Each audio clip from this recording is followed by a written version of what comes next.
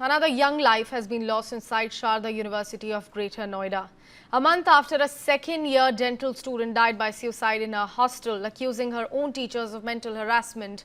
Now inside that very same campus, a 24-year-old B.Tech student, Shivam Dubey, has ended his life. 2 student deaths in less than a month, both inside the hostel rooms. It tells a lot. The common thread is very chilling here. Students repeatedly crying out under pressure and also stress. In his note dated back from August 7th, Shivam wrote, and I'm going to quote some of the lines from his suicide note here, that I can't take this stress, this pressure anymore. He asked the university to refund his unused fee to his parents and urged police not to detain anyone, insisting that the decision was his own. But Shivam's family is not convinced.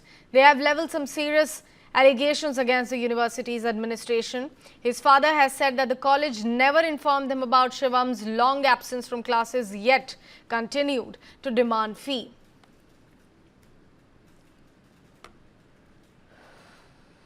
दो महीना रह के आया, उसमें भी कोई तरह का उसने कुछ नहीं हम लोग को हिंसा। अगर इस तरह का कोई बात होता तो फिर हम तो पढ़ाई को इधर से उधर जाने देता। नेचुरली कि वो दिन भर हॉस्टल में ही रहता होगा। बिल्कुल बिल्कुल। तो आपको भी कोई इस तरह का एक्टिविटी लगा तो गार्जियन को कॉल करना चाहिए था कि आपने मेरे को बोला था गार्जियन के हिसाब से देखने आपका बच्चा को, तो मैं हमेशा हॉस्टल में ही देखता हूँ। In fact, on the basis of his complaint, police have registered an FIR. When News 9 confronted the university administration over Shivam's death, they refused to come on record. They dodged it. When asked why the administration will not respond when a student has lost his life and parents are in anguish, this was his reaction. Parents बहुत परेशान है sir. हम लोग उससे ज्यादा परेशान है, लेकिन आप लोग और उसको पढ़ा रहे हैं। नहीं, उसमें था क्या, आप अपना पक्ष रख दीजिए। डॉक्टर साहब तो भाग रहे हैं। सुनो मेरी बात, आप हमने बता दिया। अब 1 मिनट बता देते हैं, मतलब किसी की जान से ज्यादा की जान गई है। सर, यही तो हमारे बहुत परेशान है सर। हम लोग उससे ज्यादा परेशान है, लेकिन आप लोग और उसको पढ़ा रहे हैं। नहीं, उसमें था क्या, आप अपना पक्ष रख दीजिए। डॉक्टर साहब तो भाग रहे हैं। सुनो मेरी बात, आप हमने बता दिया। अब 1 मिनट बता देते हैं, मतलब किसी की जान से ज्यादा। And remember, this is not an isolated tragedy. This is the second student suicide inside Sharda University in less than a month. On July 18th, a second-year dental sciences student ended her life inside her hostel. In her note, she accused 2 faculty members of mental harassment. Both were arrested and remain in judicial custody as of now. 2 deaths, 1 campus, but just 1 month. The question tonight are about our universities becoming unsafe pressure cookers for students, and who will finally be held accountable for these repeated tragedies. We have to discuss this further. I have to introduce my guest joining me on the broadcast, psychologist Dr. Nisha Khanna, educationist Professor C.B. Sharma. Thank you so much, both of you, for joining us here for the conversation at News 9. I will come to you with questions, but I also got one ground report coming in, which I have to show my viewers before I come to the experts. So let's take a look. ये तस्वीर 24 साल के शिवम की है, जो कि बिहार के पूर्णिया से इंजीनियर बनने का सपना लेकर ग्रेटर नोएडा की शारदा यूनिवर्सिटी में आया था। 2022 में बीटेक में एडमिशन लिया था और 15 अगस्त को उसने अपनी जान दे दी। और इस वक्त जो उसका एक लेटर मिला है, सुसाइड लेटर, उसमें अगर देखें हम तो शिवम साफ तौर पर कह रहा है कि वो अपनी मौत के लिए, इस कदम के लिए किसी को जिम्मेदार नहीं ठहराता, और उसने बताया है कि वो पढ़ाई के बोझ को आगे नहीं सह सकता। साथ ही साथ में उसने अपने माँ बाप से माफ़ी भी मांगी है। साथ ही यहाँ पर जो यूनिवर्सिटी प्रशासन है उससे मांग की है कि जो बची हुई फ़ीस है वो उसके पेरेंट्स को वापस कर दी जाए। शिवम की मानसिक स्थिति को आप देखिए तो वो कह रहा है कि वो अपने आप को यूज़लेस फील कर रहा है, महसूस कर रहा है, और उसे लगता है कि इस एजुकेशन सिस्टम या इस दुनिया के लायक वो नहीं है, या ये दुनिया उसके लायक नहीं है। जो उसके पेरेंट्स हैं शिवम के, उनका साफ तौर पर कहना है कि अगर शिवम जो है, जिस तरीके से लेटर में भी जिक्र किया गया और उनको बताया गया कि 2nd ईयर से ही कॉलेज नहीं आ रहा था, हॉस्टल में रह रहा था, अगर उनको बता दिया होता तो शायद पेरेंट्स उसको समझाते और इस स्थिति में अब नहीं पहुंचते। ये भी कहना है पेरेंट्स का कि 2 जून को ही शिवम जो है एग्ज़ाम ख़त्म होने के बाद अपने घर गया था होम टाउन माता वैष्णो के दर्शन भी करके आए थे और घर पर 2 महीने रहने के बाद 2 अगस्त को ही शिवम वापस आया था और लगातार बात होती थी, यहाँ तक कि 15 अगस्त को जब इस घटना को अंजाम दिया गया, यानी कि खुदकुशी की शिवम ने, तो उस दिन भी उसकी अपने पिता से बात हुई थी। घर वालों का आरोप है कि इसमें उन्हें आत्महत्या से ज़्यादा आगे कुछ साजिश नज़र आ रही है, क्योंकि लगातार उसकी फ़ीस जमा होती थी, लेकिन जिस तरीके से कहा गया कि सेकेंड ईयर के बाद वो कॉलेज नहीं गया, अगर उन्हें बता दिया जाता तो कुछ स्थिति अलग हो सकती थी। साथ ही उन्होंने ये भी कहा कि कहीं ना कहीं लापरवाही भी की गई है, ना हॉस्टल वार्डन की तरफ से बताया गया, ना यूनिवर्सिटी की तरफ से। और शिवम अगर किसी मानसिक दबाव में था तो उसके बारे में जानकारी मिलनी चाहिए थी, काउंसलिंग उसकी होनी चाहिए थी। शिवम के जो पिता हैं उन्होंने ग्रेटर नोएडा पुलिस को इस मामले में शिकायत दी और कहा है कि प्रशासन पर जो है इस मामले में एक्शन होना चाहिए। So that was the ground report by my colleague. Dr. Nisha, let me now first come to you. I really want to ask you if you have read the suicide note which was written by Shivam. As a psychologist, as an expert in this matter, I want to understand from you, what do you sense about the pressure that child was under and what the university could have done better?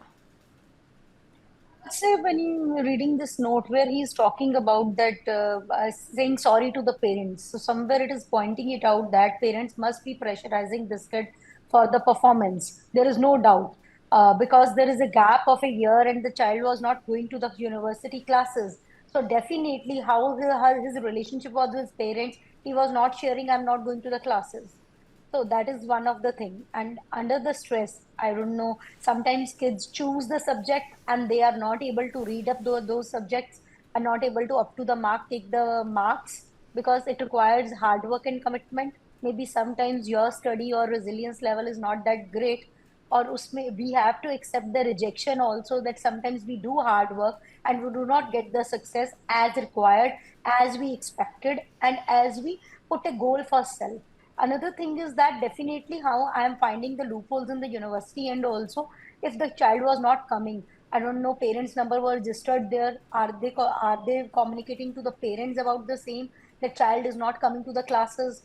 Because I think so the child is must be more than 18, so it is again somewhere the independent decision of the child to go to the class or not.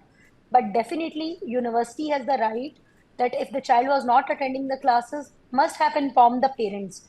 So I do not know what sort of communication the university have done to the parents.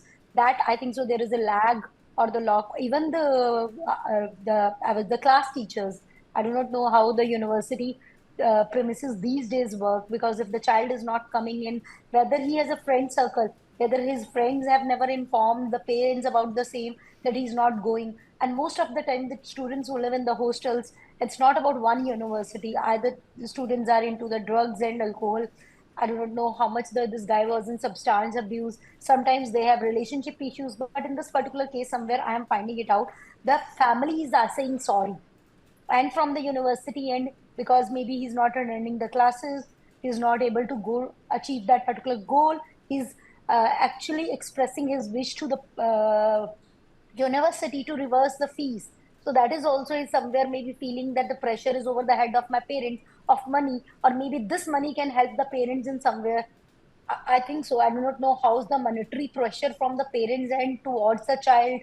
That is also playing an important role. Sometimes parents also emotionally blackmail the kids for the same, that okay, we gave you a lot of amount of money, we are doing a lot of hard work, we want the performance from your end, because our future is based on what you will become in your career or in your life.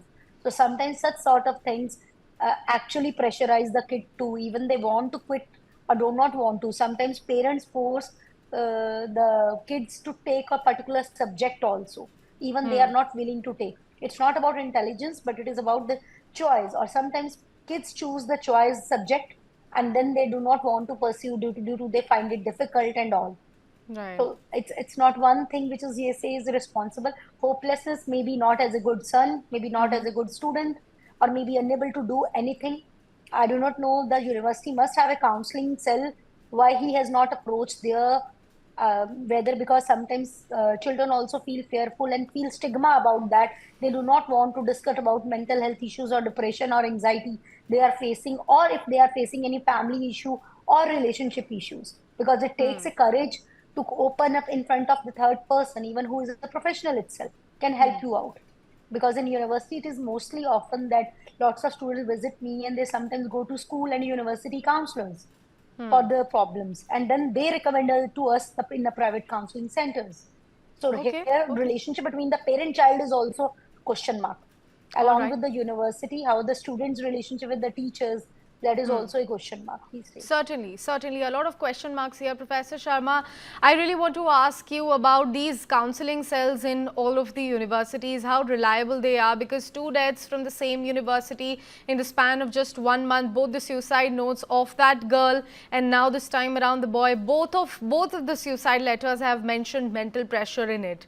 So I really want to understand from you, because it certainly rings an alarm about the university as well, and how exactly that quote unquote counseling hub has been functioning. First of all, my condolences for the children and their parents who lost their lives. Every student of ours is as valuable to us, as precious as our own children. And that's why we are teachers. So, first of all, my condolences. This should not have happened. But I believe let us not do media trial. Let me recall the suicide that had taken place in IIT Mumbai. And one very prominent national political leader arrived at the door of IIT Mumbai and said, why is the director not arrested till now? Let's not hold the institution responsible immediately. What I would say is, and I completely agree with Dr. Nisha, that there is so much of family pressure. And at this age, the child doesn't have the courage to tell parents, look, I'm not able to cope with the pressure. Let me give up. But then, look, this boy came from Purnia. I know this place very well. There must have been so much prestige attached to this family that the child is studying in a prestigious institution in Delhi. Now, for the child as well as the parents, it's very difficult to tell the society, oh, I have quit and I have come back. This is what we have planned and designed the national education policy to be. I was looking at the data, the suicide rate has declined. I hope this continuously declines, because previously there was no choice of changing. Now, in the new education policy, through the new education policy, what we have said is, after 1 year of study or after 2 years of study, this child can quit and take a new path. There is definitely so much to be done about the system. I hold the system responsible, and university is a private institution, and there is definitely pressure of getting more and more students because they are self-financed. And the college would not like to ask a student to quit and go out. Retain, definitely, because it's self-financed, but the child is not able to cope. So some element of institutional responsibility has to be there. How is it, let me ask a systemic question, how is it you have so many rules for the public institutions? You have very few rules for the private institutions.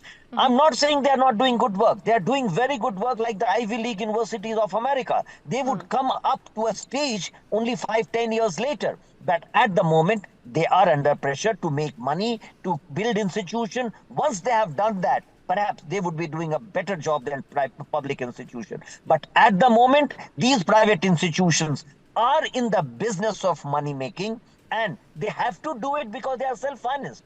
Who is the chancellor of the university? Who is the vice chancellor of the university? The system, the state has no say on it. You will have to look at that and revamp the private education system. But let me also tell you, because we are examining the whole system in this debate, the private institutions are completely free. Government has practically no say, and they are larger. 75% of the higher education is in public institutions in terms of students, and 70% of institutions are in private sector. Now they are larger and more powerful than your government sector. Who can change the rules they want? Why can you not appoint chancellors for this private institution? Have a government say on that institution. I believe the government is not really able to control and regulate the private institution. All the regulations are for public institution, and your public institutions are not performing well. So where would the students go? They have to go in private institution. I can say I come from a public institution, but I must say a number of private institutions are doing much better job because the public institutions are run by practically politicians who have their vested interest. So on the one hand, you don't have public institution. The private institutions are completely free and they have to make money because they have to provide facilities, they have to build their infrastructure, labs and everything. I think this is a very serious note on which we should work, because public institutions, those students who are compulsorily admitted and they are not able to cope with the pressure, commit suicide, like the IIT suicide. Look at that boy. And finally, what happened? He said that I was under pressure from the peer group, my own roommate, who was his best friend. So you will, as Dr. Nisha said, there's so much of personal pressure which they are not expressing. And at this age, perhaps there may be other issues of friends and others who this boy must be undergoing. Parents are not able to understand the pressure, and the society is not that educated to understand and gauge what my child is doing, discuss with the child. They, at this moment, they are only trying to find fault with somebody and say, hold the institution responsible. Right. I would not rush to hold the institution responsible immediately. Okay. I would definitely say, let a thorough inquiry be done about the boy, his behavior, and make a long-term policy so that such things don't happen in future.